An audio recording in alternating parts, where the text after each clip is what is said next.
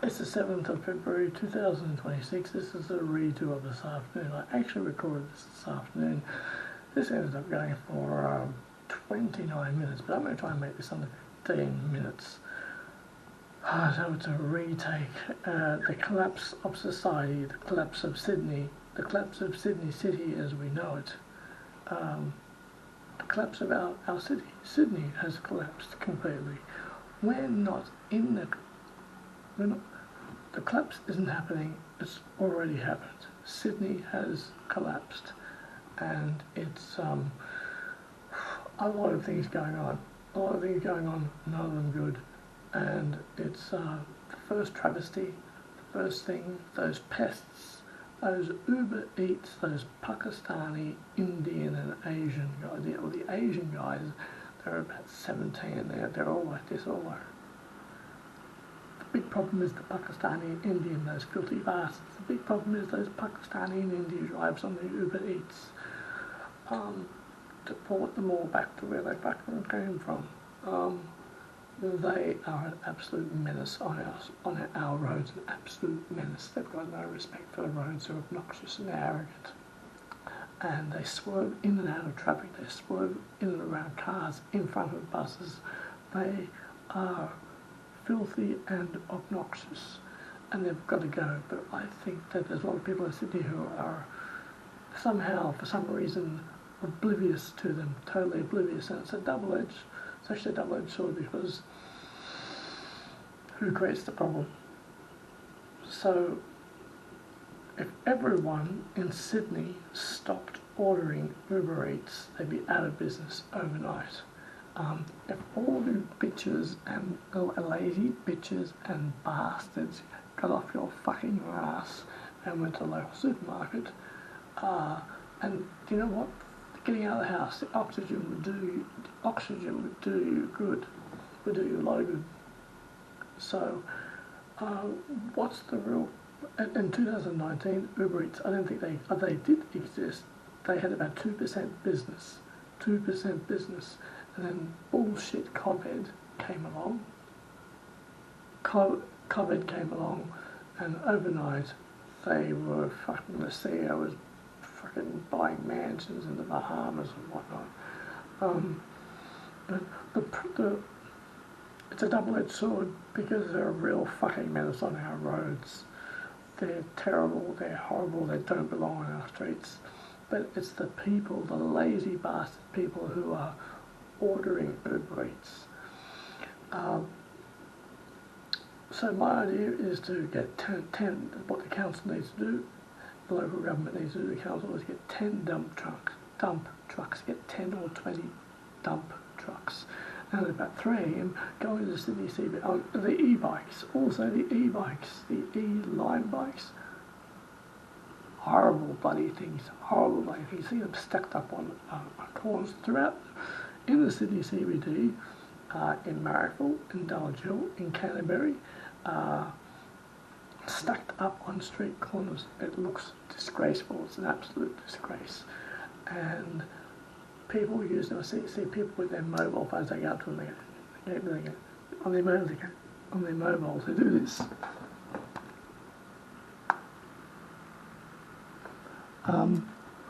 Fucking mobiles. I don't take my mobile. When I'm in the city, I need to use my mobile. I'll stop.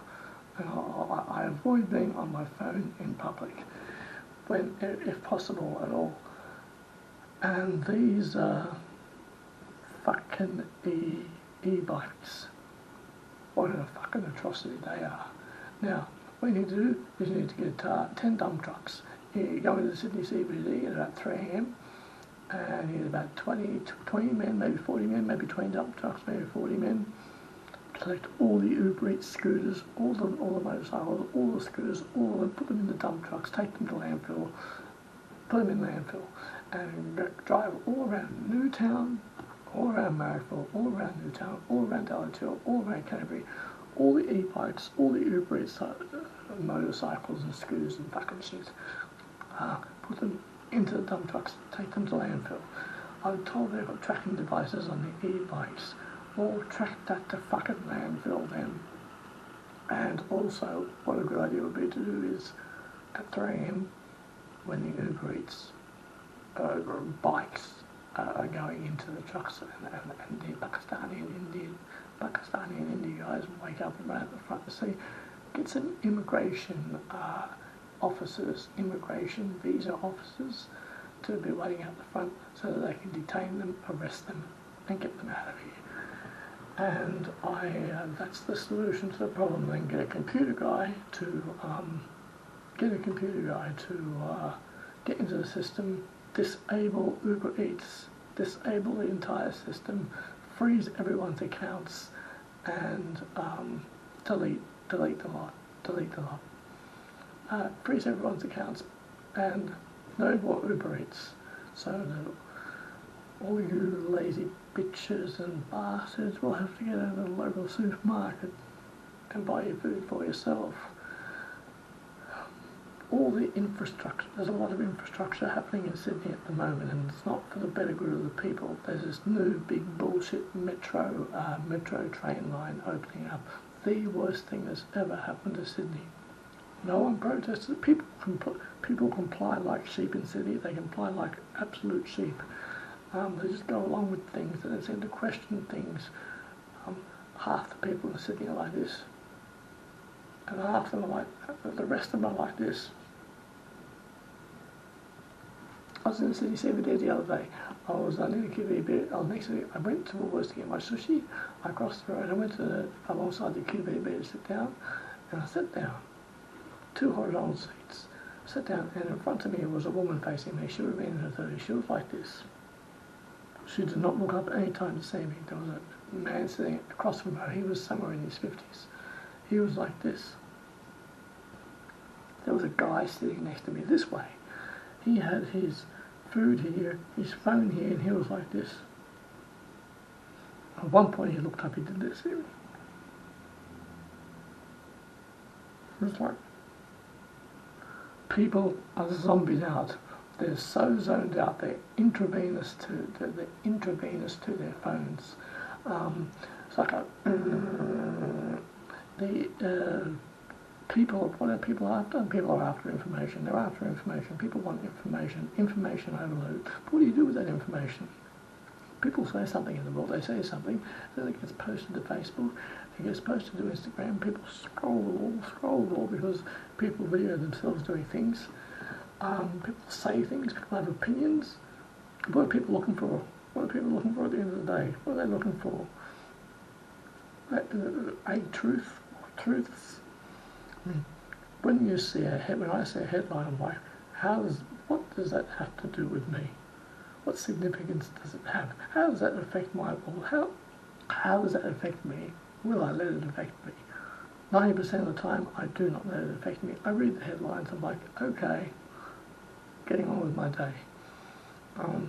Everybody is affected in a different way. The government and the media, and the archons want to keep us on a low frequency. They want to keep us on a low frequency, on a very low frequency. Dumb down the population. Make the population comply. Be like sheep, slaves. Make the population comply. And the mainstream conservative population, they comply. They comply all the way. And because no one protested it, because I protested it, that wasn't enough. Because no one protested it, we've got this new multi-billion-dollar unnecessary metro line now. No one protested it. No one put up a fight. You should see the people around this area here, the Marrickville, Dulwich Hill, Canterbury, the people who walk the streets around here, they're like this.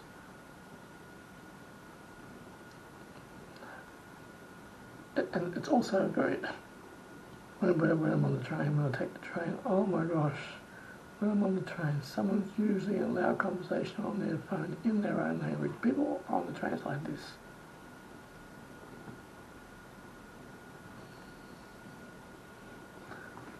This is the age we're in now. This is the era. This is the point society has reached. Society in Sydney has collapsed. Uber Eats, e-bikes, people on their phones constantly bombarded by news, bombarded by information everywhere. What are you going to do with that information now?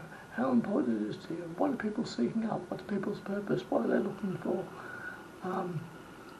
Constantly given information, they take that on board, becomes part of it gets embedded into their brain, and they decipher that as they will. What the media want people to know, what the media are feeding people, what goes into Facebook feeds, what goes into Instagram feeds. The collapse of society as we know it, the collapse of society, it's happened. Sydney has fallen. Sydney has fallen. Sydney fell a while ago, and one of the I'm trying to make this a 15-minute video. One of the only refuge places I have in Sydney is the Botanic Gardens. I still walk through Sydney's CBD. I enjoy it, but those fucking Uber Eats riders, I feel like pushing them off their bikes. Deport them all, I say. Deport them all back to where they came from. They are a menace on our roads, and it's getting worse and worse. The Uber Eats pandemic, and the Botanic Gardens is about the only place that I get refuge now in Sydney. It's about the only place. Yeah, it's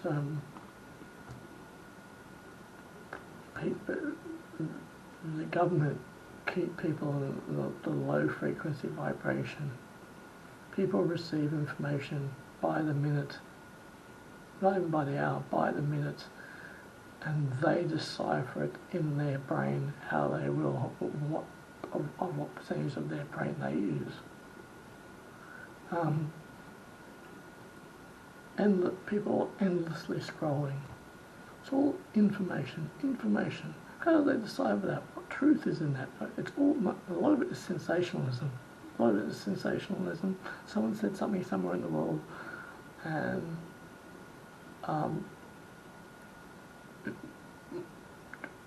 where's the truth in it?